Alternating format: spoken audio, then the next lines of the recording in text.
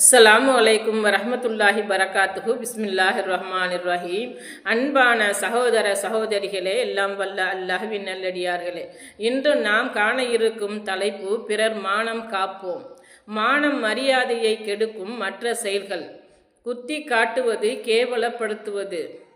குண்டான ஒருவரை பார்த்து யானை என்று சொல்வதும் மானம் மரியாதை விஷயத்தில் விளையாடுவதுதான்.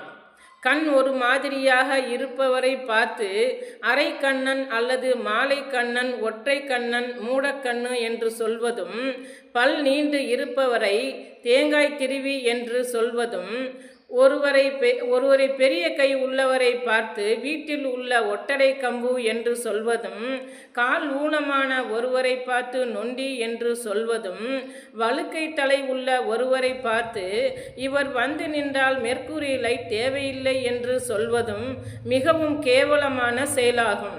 இப்படி கூறுபவர்கள் பின்வரும் வசனத்தை பார்த்து திருந்தட்டும்.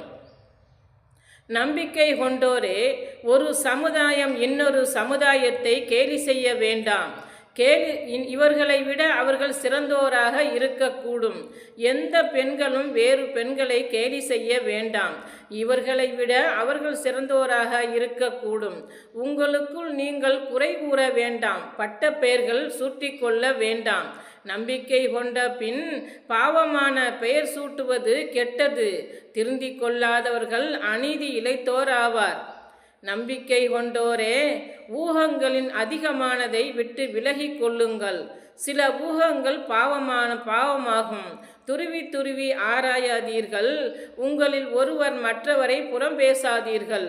உங்களில் எவரேனும் இறந்த தமது சகோதரனின் மாமிசத்தை சாப்பிட விரும்புவாரா? அதை வெறுப்பீர்கள் அல்லவா? அஞ்சுங்கள், அல்லாஹ் மன்னிப்பை ஏற்பவன், நிகரற்ற அன்புடையோன். அல் குர்ஆன் அத்தியாயம் 49 வசனம் 11. சமுதாய நலன் கருதி ஒருவரின் குறையை வெளிப்படுத்துவது குற்றமில்லை. இவரின் குறையை வெளிப்படுத்தவில்லையானால் மக்கள் இவரை நம்பி கெட்டுப்போய் விடுவார்கள், ஏமாந்து விடுவார்கள் எனும் போது அவரின் குறையை தெளிவுபடுத்துவது கட்டாயமாகும். இதற்கு பின்வரும் நபி மொழியும் ஆதாரமாகும். ஒரு மனிதர் நபி ஸல்லல்லாஹு அலைஹி வஸல்லம் அவர்களிடம் வீட்டுக்குள் வர அனுமதி கேட்டார். அவரை கண்ட நபி அவர்கள், இவர் அந்த கூட்டத்தாரிலேயே மிகவும் தீயவர் என்று என்னிடம் சொன்னார்கள். அவர் வந்து அமர்ந்தபோது அவரிடம் நபி ஸல்லல்லாஹு அலைஹி வஸல்லம் அவர்கள் மலர்ந்த முகத்துடன் இதமாக நடந்து கொண்டார்கள். அந்த மனிதர் எழுந்து சென்றதும், நான் நபி ஸல்லல்லாஹு